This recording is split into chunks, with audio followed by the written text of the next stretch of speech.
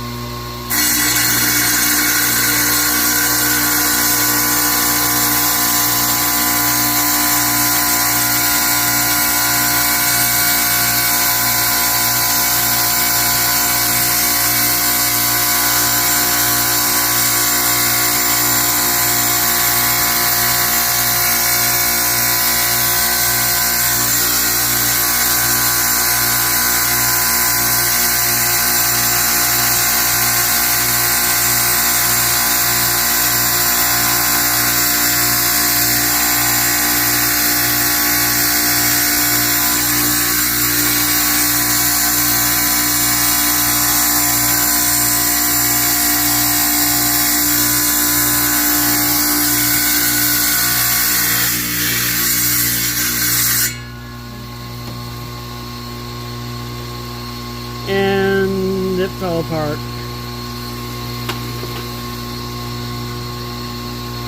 That's the blue. The other half fell apart in my hands.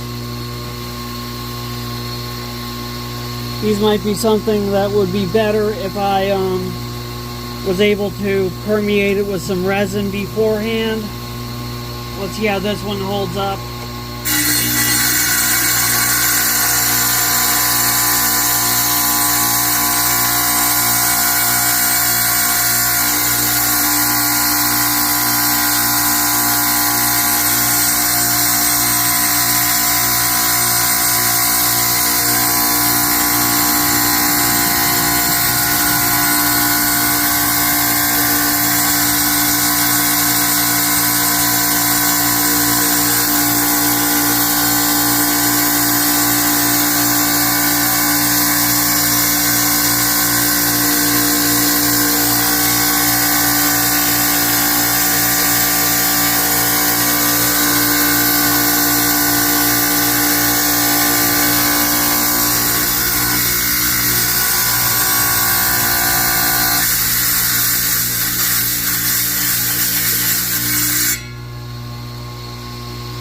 Okay, let's see this one.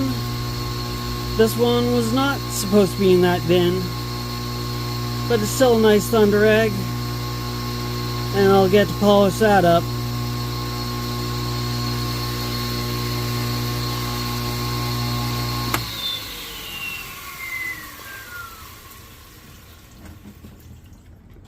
So out of those two, I've got this piece, partial of the blue agate. Here's the other piece that came off the side of it. Unfortunately, it didn't hold up together. And the other half, a piece chipped out of it, but I can still polish that flat there. So I'll have that to polish. And I've got this. And this might react to UV. I will check that out and add a slideshow of that and effect with longwave, shortwave, or whatever it does under multiple wavelengths when I do that, and get that polished up as well. So that'll come on later. Probably pick up right after I cut out here. Okay, here I am down in the shop. I'm going to skip the extra course with this one because of the fact that it's softer, being common opal. You saw how easy it was to saw through it. And so I'm going to just start with the coarse diamond with it.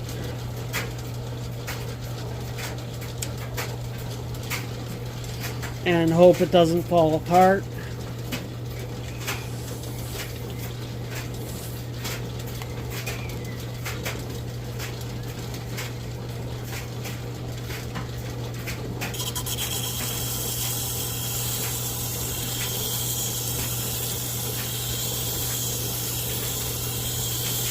The main reason for that is so that the teeth on the extra course will not grab onto it and rip off or catch and tear at any of the small pieces that may be sticking up on this stone.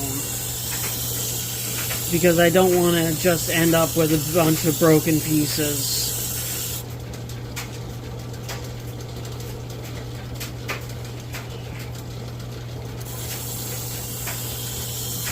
Like with the other half.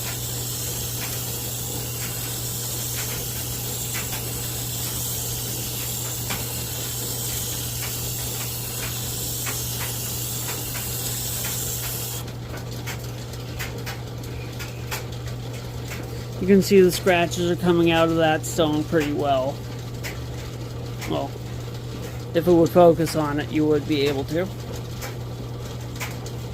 Well, I tapped and it went completely out of focus instead of coming into focus.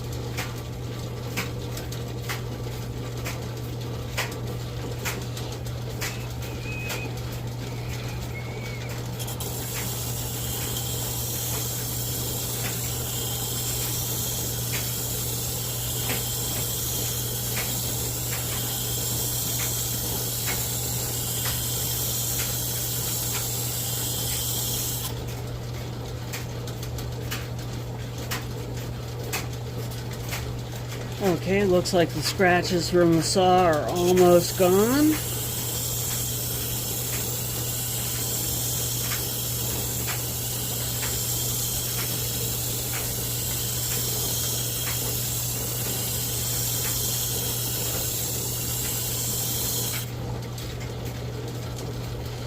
And for the rest of those oval bed ones, I am just going to wait until after I get my vacuum chamber and resin so I can stabilize them so that they will not fall apart when I go to cut them. Because I have seen how crumbly they can be now, so I just don't want them falling apart and ending up with a bunch of pieces. And I think that's probably going to be the best way to do that.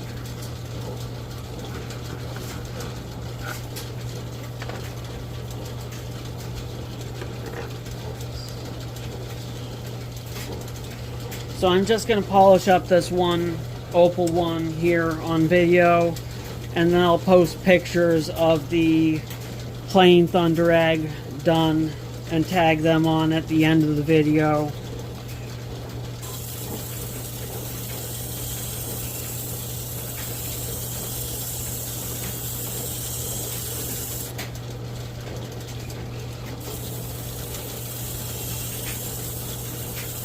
That'll keep the video short. And the main focus of this video was the Opal one anyways, so I was hoping it was an Opal one because it came out of that bin, but I guess it got put in that bin by accident. And you know, with an amount of rock like that at a shop,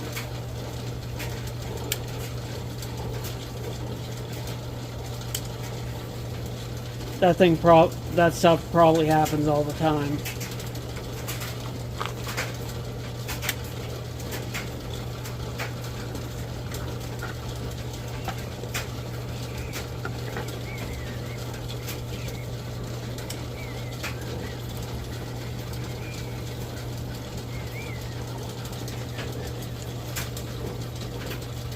It's coming up pretty nice already.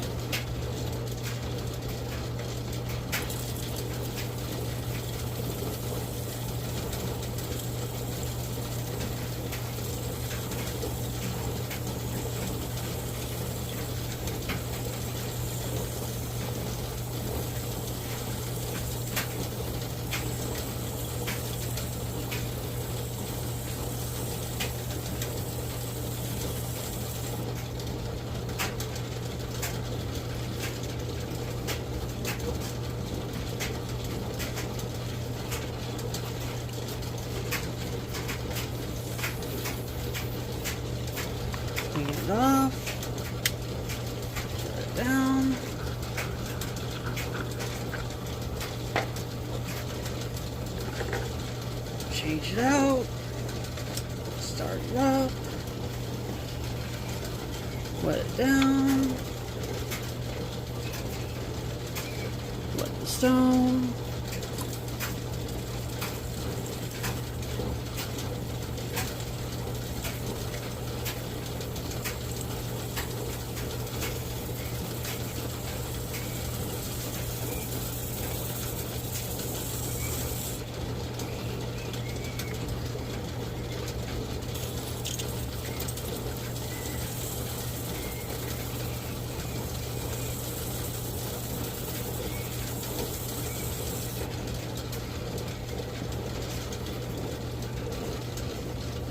Yeah, that's really coming out nice.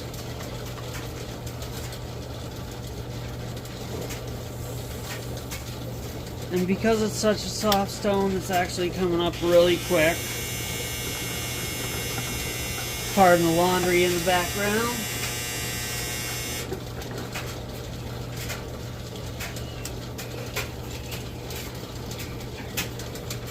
Gotta turn down the speed for the polish steps.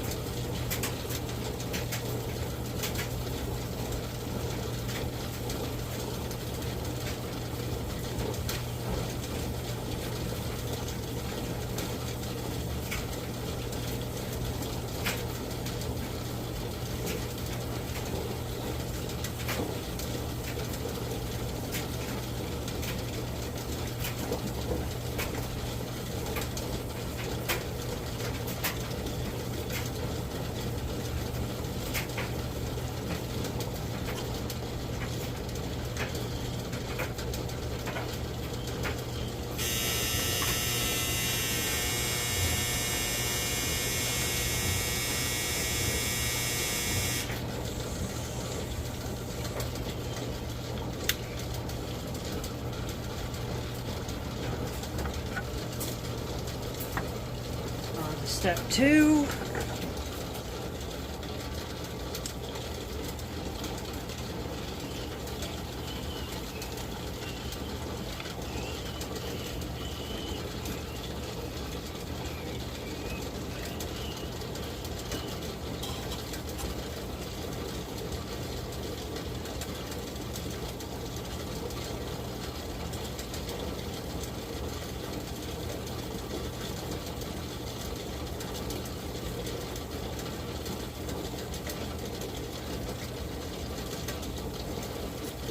And this is the other thing you can do instead of going in circles around the disc. You can just change the direction that the disc is going across the stone, or the stone is going across the disc, just by rotating the stone.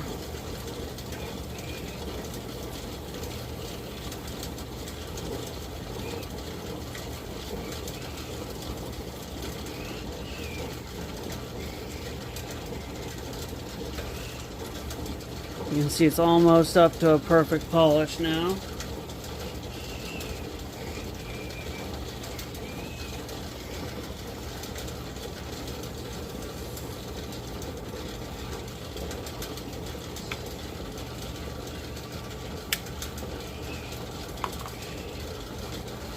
And it looks like, as Annie had said through the customer service agent that I spoke to, the issue is only with obsidian with the scratches, because opal is even softer than obsidian. So the fact that I am not having any scratching issues with this opal thunder egg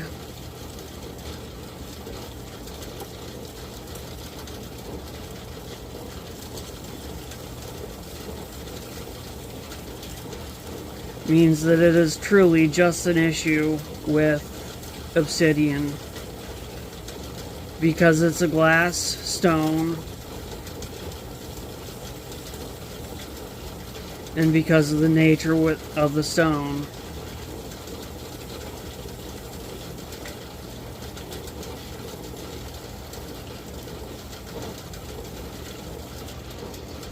Although it confuses me because quartz is silica, a silicate, opal is a silicate.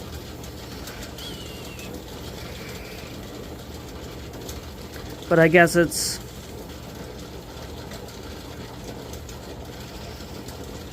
more of it being a volcanic glass than it is being a silicate mineral.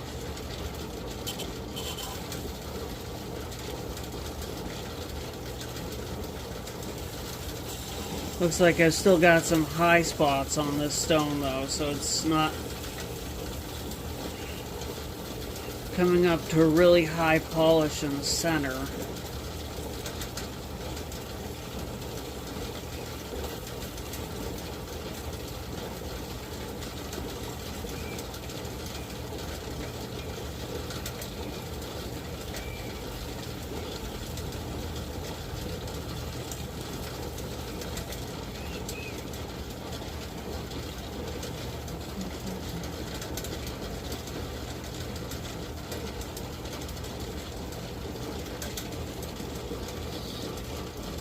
That's better.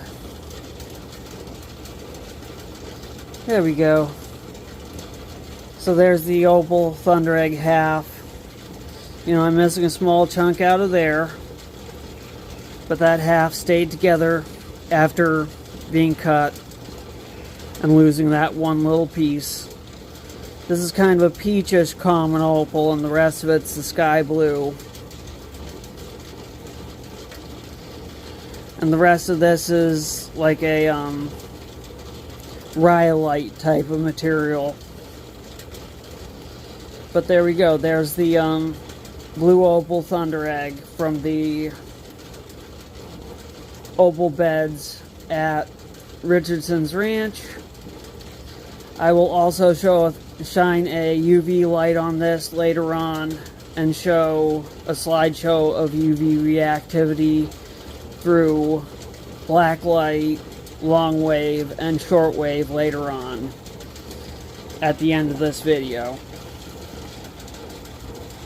So look forward to that. And I'm cutting out here.